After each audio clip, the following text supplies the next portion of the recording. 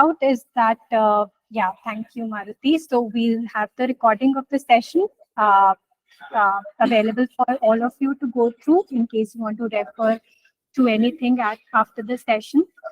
It should be made live soon on the Center of Excellence. And we'll have some poll questions during the session, and we'd encourage all of you to engage with the poll questions. We'll guide you how to access them as and when they appear, right? And yeah, so I'll just quickly introduce Nishtha, and then we'll take this forward. So you can see that Nishtha brings 20 plus years of experience in marketing, and she's worked extensively with clients and corporates across multiple domains. In her current role, she works as the head of digital marketing delivery with Acumen, and enables digital marketing campaigns with measurable returns on investment for universities and schools. So I'd encourage all of you to make the most of this time and ask away all your burning questions to Nishtha on how you can leverage digital marketing campaigns for your universities and functions. Right. So also, we've already received a lot of questions through the registration form, colleagues. So we have tried to include them either in the content or we'll pick them towards the end of the session as well. But then if there's any other question that you have which you want to ask, we have towards the last 10 to 15 minutes, we will open the house for any Q&A from our audiences. Yeah. So with this, I'll pass it over to Nishtha. Please take it away, Nishtha. Thanks. Thank you, Simran and Maruti, and thank you for this wonderful opportunity. As they say, the trainer learns more than the students. So I've learned a lot, and thank you so much for this wonderful opportunity. And I welcome everyone who has joined this session to the wonderful world of digital marketing. All of us are marketers in one way or the other. And when I began my journey about 20 years back, I was a traditional marketer. And when I took that first step into the world of digital marketing, I was very skeptical about the domain, how it can help me become a better marketer. And over a period of time, as I learned more about digital marketing, I could understand its nuances and the skeptical inclination that we have towards anything new. I hope that this session will help all of us overcome that initial hesitation, and we can make that journey towards digital marketing by understanding the very, very basics, and also try and implement it in our domains or with our university partners, whichever domain function. And even personally, we are all digital marketers. We all have our social media profiles. So I welcome you all to the wonderful world of digital marketing, and we shall try and keep it as simple and as basic as possible. And even after the session, if you feel you have any questions, please feel free to reach out to me. So just to give you a very, very macro view of where digital marketing is overall and why we need to understand digital marketing today is, if we look at the Indian market, we have a population of 1.4 billion. And as of 2023, we have even surpassed China. So our population is growing. And if we look at the population we have, and if we are trying to reach our audience in a more effective manner, we will see that about 50% of that population is on the internet. So the reach that digital marketing offers us is immense. Apart from that, in a recent survey by Oxford University, it was found out that about 54% of Indians are looking at social media channels to find out truthful information. And hence, there's a connection between our marketing initiatives and how digital marketing can pitch in with the overall macro level view that we have within India and obviously globally. So if we are looking at digital marketing for reaching out to students, or even if we are reaching out to potential employees, or or even in our own personal and professional lives, we need to understand that it can help us connect the dots in our journey, whatever the goal is. So, digital marketing is not just a good to have knowledge. I believe that it is something that we are all using day in and day out. And if we learn the nuances behind it, we will all become better in whatever we do using digital channels. This is a view of the most popular social media platforms in India.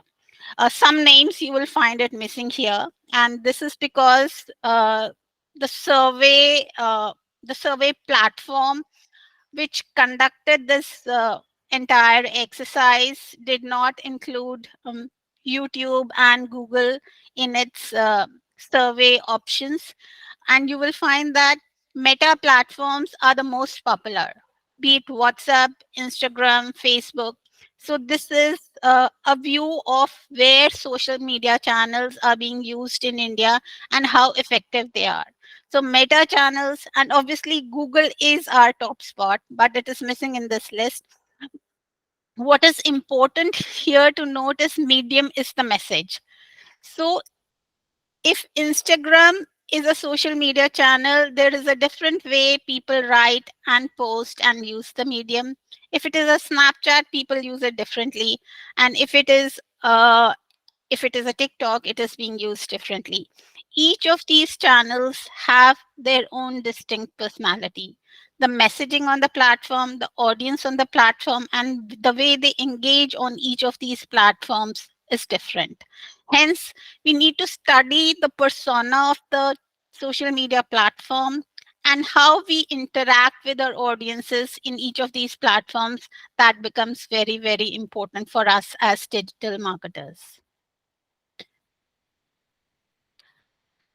Coming back to the context of our domain as Acumen, we find that our students, which is our main audience, is very, very diverse.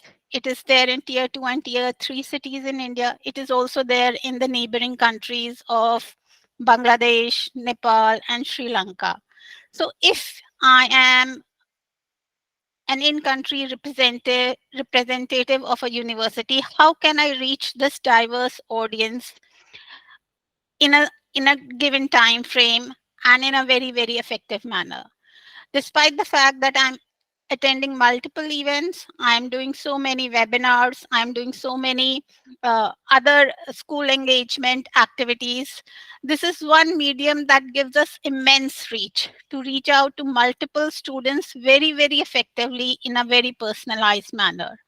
Apart from that, what digital marketing does for us is it gives us very, very niche targeting tools and channels. For example, if I want to target a student, say for example, who's looking for potential options to study abroad in the undergrad category, I can select age groups, I can select programs of interest, I can select the regions, I can select the cities. Hence, digital marketing is giving me that bandwidth to reach out to a macro audience. At the same time, I can target them very, very effectively in a very defined manner. When a campaign ends, I get a lot of insights. Who clicked on my ad? How much time did they spend on my ad? What did they like? What they did not like? Which cities did they come from? All this gives me a lot of intelligence, which tells me what is the messaging that is working, what is not working. So, all in all, because of its real time view, its reach, it helps me target both active as well as passive students. Passive students are the ones who are looking to study abroad but are not able to attend the events physically, but they are looking at websites, they are looking at affiliates like shiksha.com, but because of some reason they are not physically attending the events, I can target them through digital marketing. If I look at my other domains, for example, if I'm an HR person, right, and I'm looking at people who are directly applying to my ads, But if I do a digital marketing campaign, uh, highlighting the organization, highlighting its USPs, highlighting different opportunities we have, it helps add more weapon, more strength to my initiatives. Because when people know more about my organization, the brand, what it stands for, what is the kind of work we do, it adds more strength to my physical outreach initiatives. Just to give you an example, we have those Reliance stores, right? Wherein we have physical stores where people go and see the goods, right? But at the same time, we also have a Geomart operating online. In today's world, we have physical and online complementing each other. If I have a physical store, but I do not have a website, I'm not searchable. So physical plus digital, we have a new terminology called phygital, which is the new terminology being used nowadays. We are existing in a world which is no longer either physical or no longer online. The combination of the two coming together in the right way helps me build the brand and helps in my outreach initiatives. Now we have time for a poll question. And in digital marketing, there is no right or wrong answer. So we are all growing, we are all evolving. And in this poll question as well, we do not have any right or wrong question. And Simran, over to you. So you'll all see a poll question pop up on your screen. If you are unable to see that, I just encourage you all to click on this activity icon, which is a triangle, square, circle, and you'll see the tab to open the polls. Poll 1 of 4 are universities used in digital marketing optimally for branding and lead generation is live. And we have 11 votes for yes and 4 votes for no so far. So the scale is moving towards a yes with 13 votes. Just in case you're unable to access the post, please let us know and we'll guide you again. The navigation is displayed on screen. We have 14 votes for yes and 5 for no.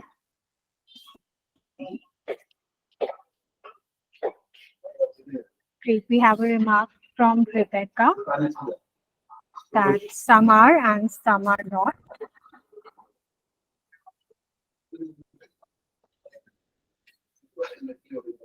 Okay, so 15 votes so far for yes, Nishtha.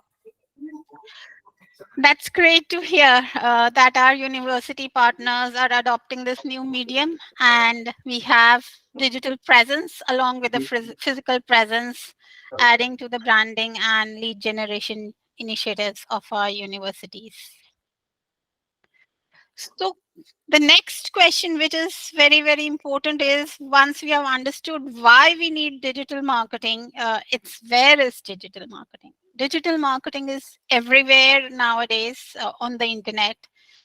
For example, if you have a website, then the website is using search engine optimization. So we call it SEO as well popularly. So SEO helps us in marketing our product and services through our website. We'll touch about it in a little more detail on the next slide. We all are used to search, be it Google or Bing or any other search engine tools that we use. We have social media pages, be it LinkedIn, we all have our social media profiles. We have our university profiles. We have our company profiles. Then mobile apps. All of us are familiar with mobile apps. And we are also familiar with WhatsApp. We cannot imagine a life without a WhatsApp nowadays. So we have mobile apps. And then the most old tool in the digital marketing category is email marketing. And I think we all started with it. So email marketing is still a very important tool in the digital marketing basket. So we have a lot of tools within digital marketing. We are growing, we are evolving, and as we grow and evolve, it's very important to stay on top of what's happening. And nowadays, we have a lot of artificial intelligence which is being built into each of these tools as well. So, digital marketing is everywhere, and how we choose to adopt it and apply the skills that we learn over a period of time is very, very important. This is a bit more technical, and I'll try and make it as simple as possible because this is how we do digital marketing. If you look at a website, it contains content, a lot of content about the organization, about the work that we do. So the words that form the content form the basis of search engine optimization. When we do a Google search, we see certain options that rank at the very top on the first page. Some options go to the next page, and then we have page 3 and page 4. What Google has done is it has an inbuilt algorithm by which it ranks different websites and services. So the better our content is on our website, the more unique the content is, and it uses the right keywords in its content, it ranks at the top of the search engines. So we have search engine optimization, which helps us drive traffic to our pages and our websites. And this was one of the questions that was asked to us while registering for the session. So a very cost effective, or I should say a zero cost initiative to add more traffic to your web pages is search engine optimization. By using the right keywords, by not using content which is used on some other website, being unique in your content, using the right keywords, you can optimize your websites and your pages so that it ranks high in search engine results, and hence this is called search engine optimization. The second most popular tool that we use in digital marketing is paid social and paid search advertising. Paid social advertising is when I run a a campaign on any of the social media platforms, be it a LinkedIn or a Facebook or a Snapchat or a Quora. So these are social media platforms, and when I run a campaign on any of these social media platforms, it is called paid social advertising. Paid search advertising is when I run a campaign on the search engines. I can promote my products and services on any of the search engines. For example, Google, I run a search campaign and it is called paid search advertising. Now, now the difference between search engine optimization and paid social and paid search advertising is for paid social and paid search advertising, I have to have a budget. But for using the right content, the right keywords, developing unique content, I don't need a budget. So that's the difference between the two. And when I don't use a budget and I use organic ways of increasing traffic on my website, it is something that I can do without any funding, and all of us can do it. We can make our profiles much more interesting by using the right keywords. For example, if I am in the education domain, I should use the right keywords like education, recruitment, those kind of keywords in my profile, so that I become relevant to the audience which is looking at similar profiles. However, when I'm doing paid social and paid search advertising, the dependency on content is also backed with funding in terms of running a campaign. Hence, I get promoted on all these social media channels because I'm funding that campaign based on my budget. The third category is social media marketing. For example, we have an Acumen page on LinkedIn. It's social media marketing. We have our company pages. We have our own personal profiles on LinkedIn. all this is social media marketing. But it is not advertising, it is marketing, because we are posting on a daily basis. So that's social media marketing. The next is email marketing. When Maruti sends out all those emailers for registering for this specific session, that's email marketing. So that's our most effective tool, and we continues to use it as marketers because it's still relevant for driving traffic, and people tend to use it day in and day out. Everyone checks his or her inbox on a daily basis, and it continues to be the most sought after most sought after digital marketing tool, not just for initiating a contact to a cold prospect, but also for nurturing. Once I register for a training session like this one, I'm sure Simran will send out another mail sharing the recording of that session. So that's nurturing. She's nurturing the lead after developing the interest. So all these tools that we have are complementary to each other and are used in conjunction with each other. Affiliate marketing is when I partner with another uh, organization, another influencer, to make my if we have common interests and common audiences. For example, if I partner with a shiksha.com, it's affiliate marketing, and I post my content on a shiksha.com because the audience is similar, and that's called affiliate marketing. Mobile marketing is when we reach to a target audience using mobile devices. For example, if after this session, Simran sends out an SMS to share your feedback, that's mobile marketing. So all these formats are in conjunction with one another, because if I'm using email, I may not check my SMS. If I check my SMS, I may not check email. So some audiences use a certain type of device and a certain channel. Everyone is not present everywhere.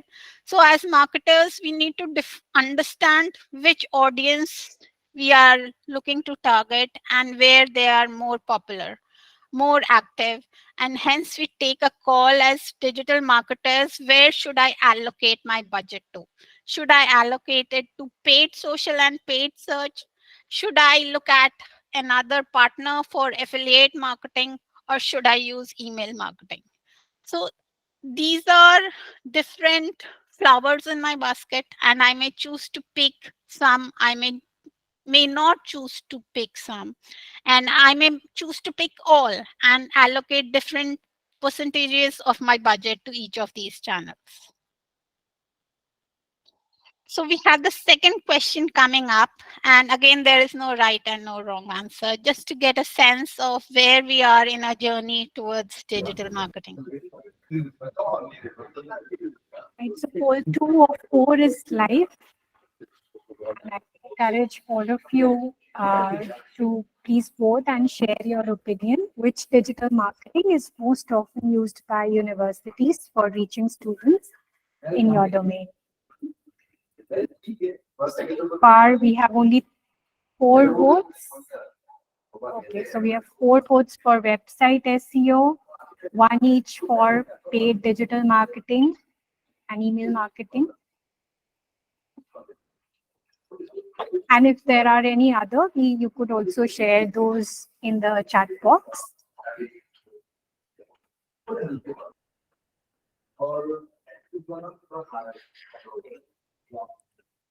We have 5 for paid digital marketing, 3 for email marketing, 7 votes for website SEO.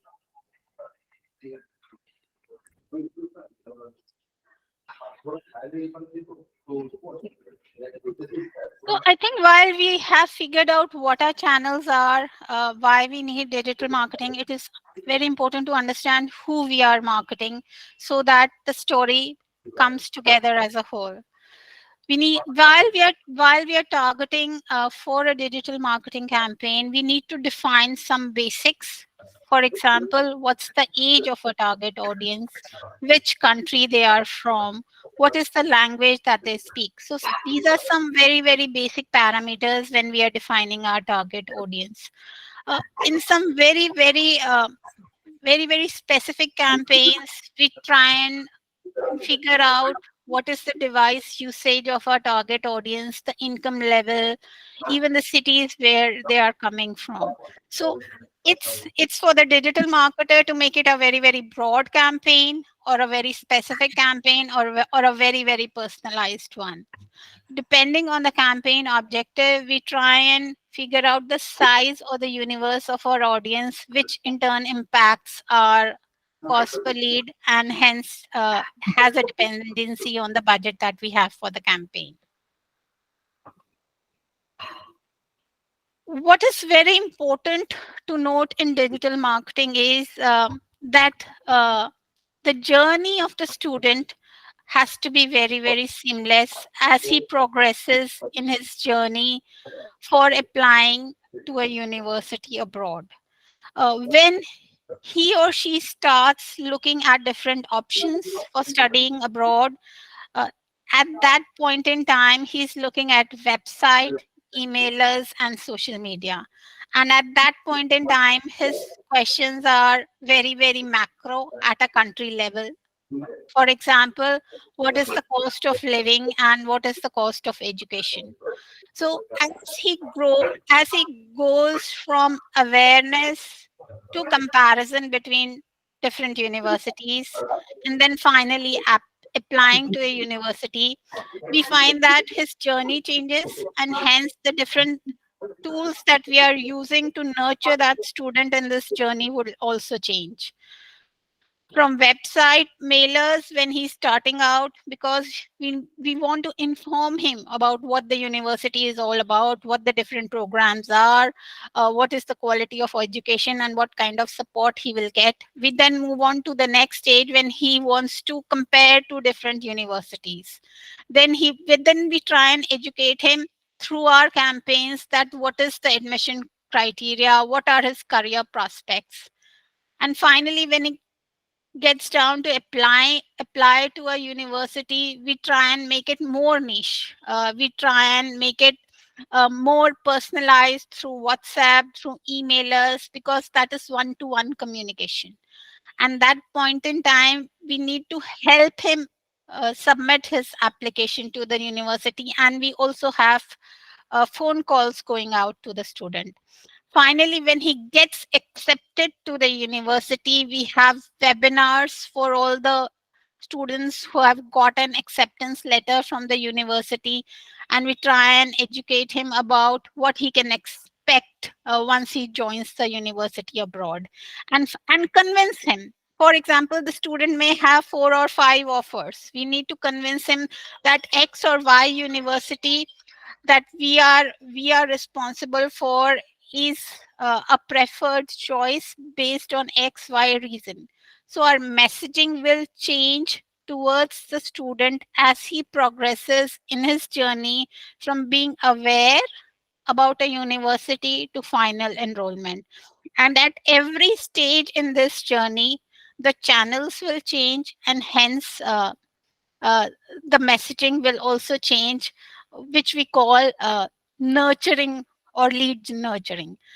So that is very important that this journey should not have any breaks or gaps, and the student is able to progress in a seamless manner from awareness to enrollment. And at many stages, we have seen that we do drop the ball. For example, if there is a social media message or a comment or a form submission, sometimes we are not able to pick up those conversations in a very, very timely manner. So the seamless journey and the channels that we use at each of these stages define our digital marketing plan for the universities. This is our question number 3 for digital marketing. And again, there's no right or wrong answer. So you'll all see poll 3 or 4 live. What do you think is the right time for universities to begin digital marketing campaigns? I'd encourage all of you to vote. So if you're not able to access, please click on the activity button denoted by a triangle, square, and circle, and click on the polls tab. So we have a total of 7 votes so far, 6 for all of the above. Of the 9 votes, 6 are for all of the above, 2 for depends on the objective of the campaign, and 1 vote for basis marketing plan.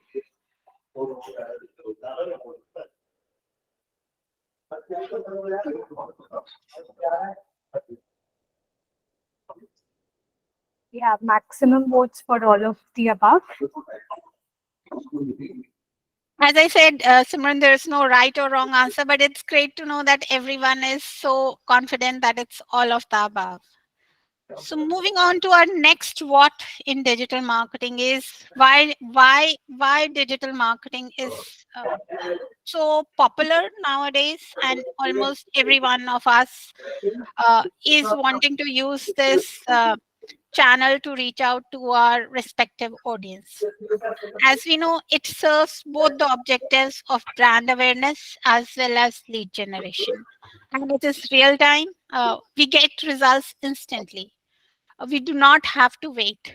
So that makes it very, very different from traditional marketing. And we can count. For example, we had so many impressions, we had so many clicks, so all this is real time, tangible, and a very ROI, return on investment driven metrics. And we will learn more about these terminologies a little later. But here is the perspective to show to all of you that this is very, very measurable. This is something which is real time, and this makes it more flexible also. If we understand that this is not working well for me as a marketing campaign, I can tweak it immediately. But if I have an advertisement going out on TV or in print medium and I feel it has not worked out for me, I can't change it. So this makes digital marketing more flexible. I do not know how many people saw my ad on television, but in digital marketing, I know that 2 million people saw my ad. So that makes me more confident. That makes me more flexible, and uh, and obviously I can generate leads from the digital marketing campaign because it leads to people clicking on the ad and filling out a form. Just to show you how it will look, how it will look how a campaign looks on social media. Simran, can you see my screen of the ad? No, we can't, Nishtha. We can see the presentation. Okay. So you might want to share a tab. If you've opened Google tab, you'll have to reshare.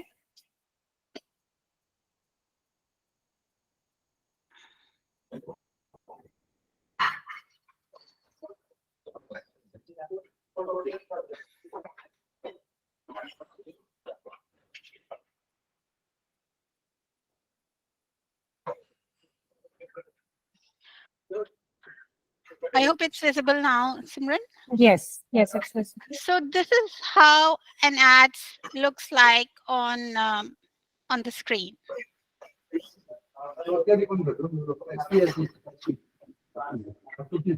Once I click on the ad, it goes to this window. So this is an ad for GCU.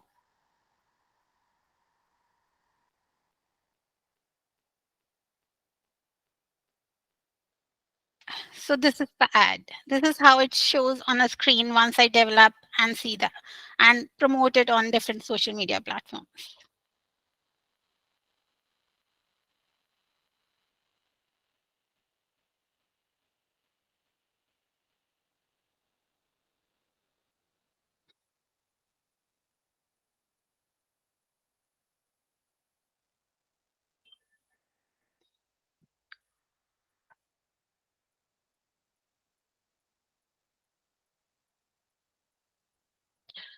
So, different social media platforms have different views, and it is very important for us to understand the funnel where we are in.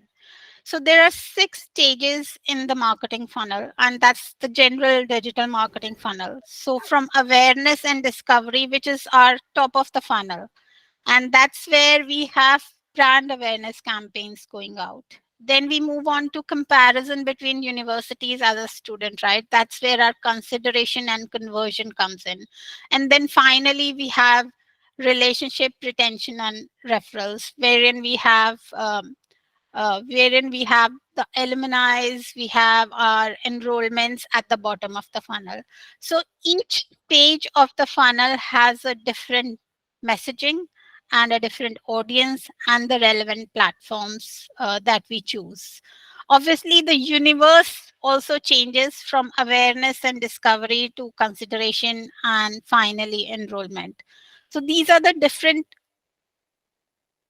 categories, or you can say different levels in the funnel, wherein we start at the top and slowly we move down. It's very important to understand where we are in the funnel to develop the right messaging and the right platform and audience. So all the three come together depending on the stage of the funnel we are in. Sorry to interrupt you, Nishtha. You might want to reshare by sharing a window. We can see your entire screen. Okay. You can click on stop presenting.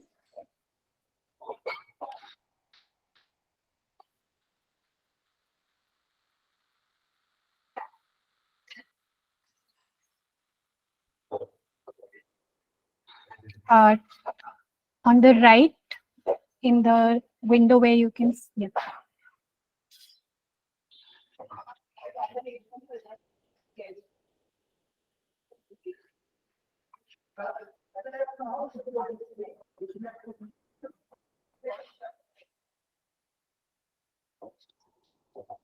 Thank you, Chandan, for the question. We'll have 10 minutes in the end for the Q&A.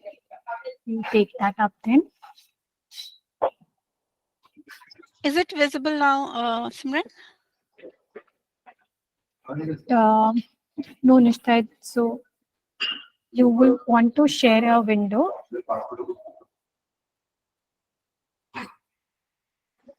You can see your entire screen right now. Just open the slideshow and then come back and share a window.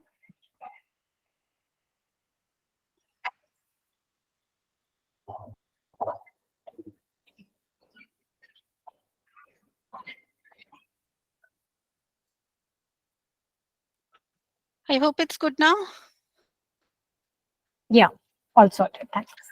So now we are moving to a slightly more technical part of our learning session. The idea is just to familiarize you with some of the frequently used terms that we use in digital marketing. And hopefully when you do your marketing, these terminologies will help you understand the nuances a bit more. The most often used word in digital marketing is impressions, and impressions is the number of times the campaign or the content is displayed on a screen.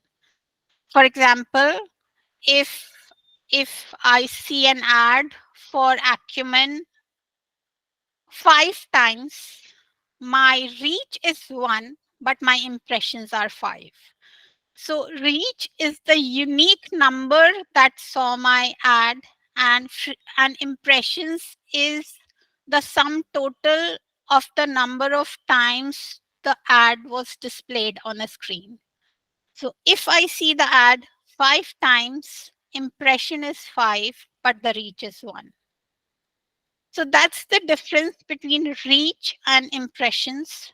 As a marketer, when I define my campaign objective, I try to understand, if I run this ad, how many people will get a view of this ad. Most of the times, as digital marketers, we look at reach a bit more than impressions, because I want to understand the unique audience that saw my ad. But impressions are also important because that gives me the size, or the canvas of my ad. So both go in tandem with each other and help me understand the universe which saw my ad. So the higher the reach and impressions, the better my ad is performing. The next most important term which is used in digital marketing is cost per click. It's nothing but what is the cost that I pay to the platform, or the platform, or wherever I've chosen to run my ad. What was the cost per click? For example, 100 people saw the ad, but only 2 clicked. If those 2 people clicked, that's very important to me. 100 people seeing the ad is good, but it's the clicks which actually drive people to to the next level, and my cost per click helps me understand the effectiveness of my messaging. If Maruti saw my ad but he did not click on it, then it doesn't help me go to the next level in my journey. To progress to the next level of my journey in a digital marketing campaign, I want people to click on my ad to know more about the product and service. And that's where clicks become very much more important. And the amount that I pay for every click impacts my budget. So cost per click helps me understand what is my cost for every click that's happening on my campaign. Conversely, lower the cost per click, better is the ad performance, because the messaging is relevant to the target audience, and hence more people are clicking on my ad. That's why cost per click a- is is one term which helps me determine the effectiveness of my ad. The other term which is not used very often but very important for us as digital marketers is cost per thousand. So if there are 1,000 impressions of my ad, what is the cost that I incur? So it helps me understand from a brand awareness perspective. If my campaign objective is brand awareness, I want more and more people to have a visibility about the product or the service, then cost per thousand becomes relevant for me. And what is the price that I'm paying for those 1,000 impressions? And hence, as a metrics, I look at cost per thousand. The idea is just to make these terminologies a little simpler so that when you have time and when you start learning about this, it is easy for you to understand all of these terminologies, and the intent is so that these are not terms which are very complex. These are very simple terms which helps us understand real time as to how our campaigns are performing. So we have reach and impressions, which helps me understand how many people view my ad.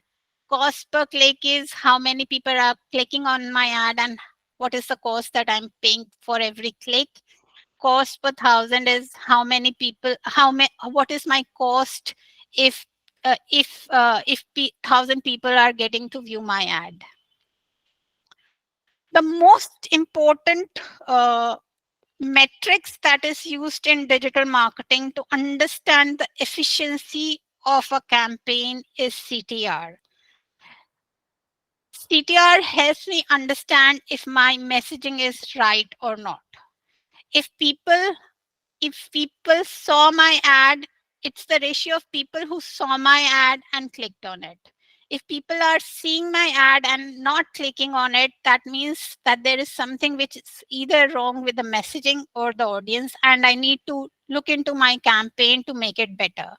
A click through rate is a metrics that helps me understand the effectiveness of my ad, because if there are impressions of my ad going out to a selective selected target audience, but they are not clicking on my ad, which means a lower click through rate, it means that something is not right. Either the messaging is not right, uh, or the audience is not right, and hence I need to optimize my ad. Higher the click through rate means if more people are clicking on my ad for every 1,000 impressions or 100 impressions, which means my ad is performing well. It is relevant to the target audience, and hence I have a higher click through rate. uh, People are seeing the ad and they are clicking on it. So higher click through rates means for every audience, for every 100 impressions, I have more people clicking on it. We have industry benchmarks wherein we have seen that on an average, we have a 0.5% CTR, which is observed across campaigns. Different social media platforms have different CTR benchmarks. On an average, we can say if we have a CTR of 1%, then this is a good ad. So we have, as marketers, over a period of time, defined for ourselves CTR rates, which helps us understand whether the audience and the messaging is aligned to each other and the campaign is performing or not. This is a dashboard which kind of shows our monitoring activities of a campaign. We look at the impressions, we look at the reach, we look at the clicks, and we look at the leads. So a marketing dashboard would typically look like this, wherein we have the channels, we look at the impressions, and we have the clicks and the leads, which can help me understand which platform is performing better than the other. And now we have time for the next poll question. Over to you, Simran. So, Nishtha, I just suggest in the interest of time, we can move to further slides and Sure, the sure. question. These are sample dashboards, and the terminologies that we just learned. We will see all of them on this dashboard, which helps me understand whether my campaign is working well or not. Here you see the campaign has 1.45 million impressions, which means 1.45 million people had the campaign broadcasted on their devices, which were chosen for the campaign, be it desktop or mobile. Out of those 1.45 million impressions, we had about 34,000 clicks. 1.54 million people saw that, 34,000 people clicked on it. And out of those 34,000 clicks, about 1,600 students chose to fill out the lead form. So this is actually telling me whether my campaign is working or not. Uh, Obviously, different campaigns will have different metrics based on their objectives, but at a broad level, it is telling me there is a CTR of 2.41%, which means it is a high performing campaign. And hence, things are looking good with this campaign at a broad level. So that was a Facebook dashboard. This is a Google dashboard, which is a search campaign. And here we have the same parameters, but obviously the ratios change according to the platform. This is a format of a landing page wherein once a student clicks on the ad, he moves on to the website of the university, or or wherever we are directing that campaign to. And this is a very, very thoughtful process, because this is where the student decides where I will fill out the lead form or not. And you will look at the headline here, which says there's no better time to invest in your future, because this is an MBA ad and we are trying to convince the student that he or she should invest in their future with this specific degree course. Sample ads, which try and convey a specific message to the student about the alumni about different countries where the students are coming from to study at the university. And on the left hand side, you will see that this is how it will look on the mobile device for a Google ad. This is an example of the Facebook ad that I just went live with for one of our university partners. This is how it will look on Facebook once we decide to run a Facebook campaign. I think we have kind of reached the end of our session, and I think we can take up any questions now, Simran. Yeah, sure. Thank you, Nishtha. That was very informative. We have a question from from Chandan in the chat box. How digital marketing can be helpful and manage one company international education? Because there's a lot of global competition in the market. So how does one deal with high competition? I think competition is everywhere, Chandan, but what will make you stand out is how how you build your marketing plan with digital marketing, because you need to stand out of the crowd and we need to be persistent with our efforts. So when you do your first digital marketing campaign, right, you get some learnings out of it. Then you do your second campaign, and then you do your third campaign. The idea is to align yourself well in your digital marketing plan or your overall marketing plan, and understand your strengths, weaknesses, opportunities, and threats. And threat includes competition, right? Once you build out your plan, you need to position yourself in a manner where you can showcase to your target audience how your university scores in its journey for the student. It's very, very important to get your messaging right about the university, and hold on to your hold on to your leads through a well defined nurturing process. So this is going to be a plan. It's not a one shot effort with any channel.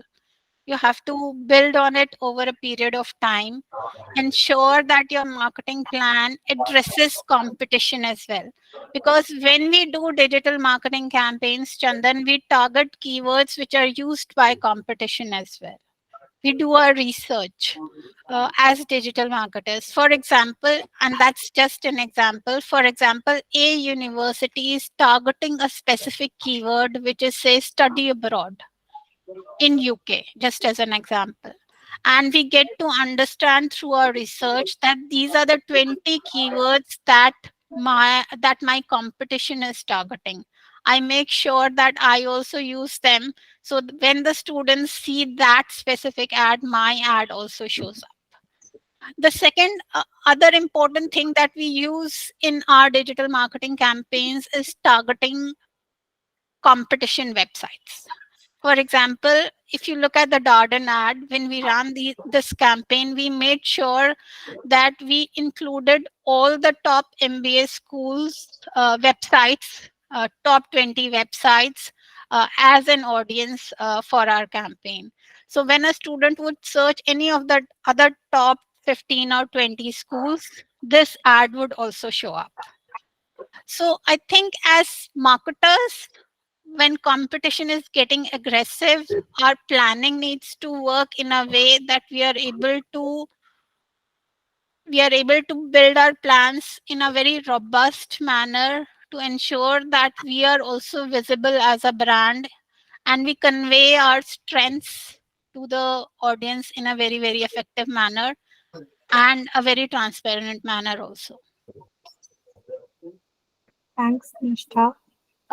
So we have another question raised through the registration form. We'll take that up, and if there are any other live questions, we'll move on to them. So Kenny had asked, Kenny who's there on the call, how to create an event registration form. An event registration form, there are two ways of creating an event registration form. One, we can always go back to our organization for creating a form on the website. For example, if I want to create a registration form, for example, Maruti needs to create a registration form. He can always go back to the Acumen website and we can create a form over there. The second other way of creating that form is to leverage some tools which are available in the market for creating those forms. I'll just try and share one specific form that one specific tool that we use uh, uh, uh, at Acumen for creating those forms, and that's called Lead Squared. However, the difference between the two is when we use some generic tools, the URL that will be visible to the student would not be acumen.education. It will belong to the tool. And that's when there can be some credibility issues for the student. But obviously, in the interest of time, sometimes we use those tools because they are handy, and it was an easy way to go about it. So there are different ways of going about it, and we can choose either of the option.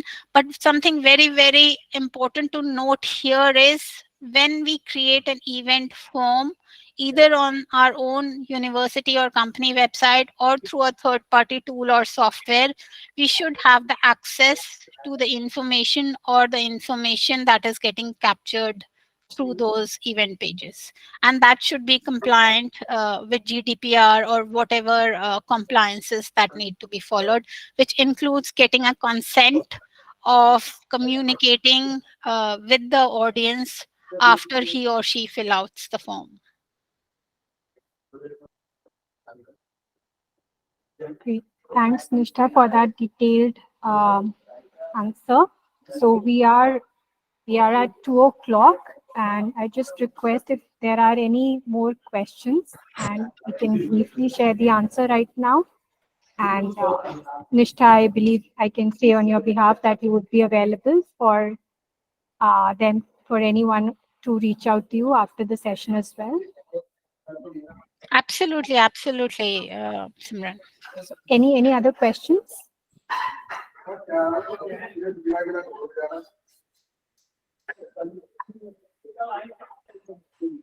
And so since we do not have any question, I would just want to, because Nishtha, you have picked up some of the topics that I was probably dealing with when I was in my previous company, which was into e-commerce, right? Snapdeal was the name. People from India can very well relate to it. Now, Snapdeal is doing well. A lot of people would not know, but then when I joined Snapdeal, we launched our ads platform, and that is where I think relating a lot of concepts would help people on this call. So, for example, we had close to 75,000 sellers who were active sellers on the platform back then in 2015. Let's say, and usually fashion is the most sold category on e-commerce platform, fashion, right? Because that's a very big category, right? And we had 60% of sellers contributing to revenue there in fashion category. And the everyone was racing to earn revenue there, right? So we launched ads platform. Now look at it like this. Uh, a lot of sellers there are selling, let's say, suits, right, or salwars. Now what happens here is we would pitch ads to them, and if anyone who would subscribe to our ads service and pay us either cost per click or cost per impression model, basis that their ads would be shown on the platform. So when you would search on any e-commerce platform, you would usually see products where it says sponsored, right? If I'm not wrong, Nishtha, those are the monetized ads, right? Which Correct, the correct. platform is running, right? So a lot of time, what we realized was when the click-through rates were really low, what Nishtha was mentioning, where people are clicking on the ad, right? The ad is showing up, but people are clicking it, but it's not yielding any revenue, right? So we would often realize that the landing page image of a suit is really appealing, but inside the page, the content is not good enough. It would not result in any transactions, right? So CPC, CPM, I'm sure there are a lot of new concepts that people might find a bit tricky, but if there's any other thing that you want to check, you can always reach out to Nishtha. Gursimran has shared a feedback form link. Do fill that up and register for the session that's there on 2nd of November, which is on transnational education, the talk show. Yeah. If there's anything else anyone wants to add, please feel free. Else we are good.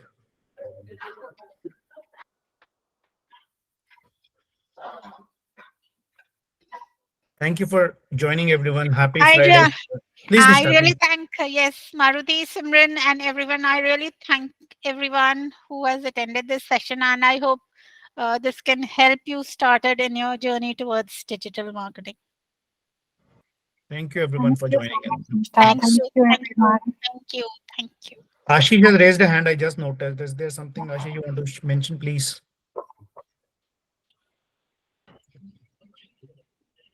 Okay. I guess that was by mistake. Cool. All right. Thanks, everyone. Thank you for Thank joining you, in. thank you, thank you.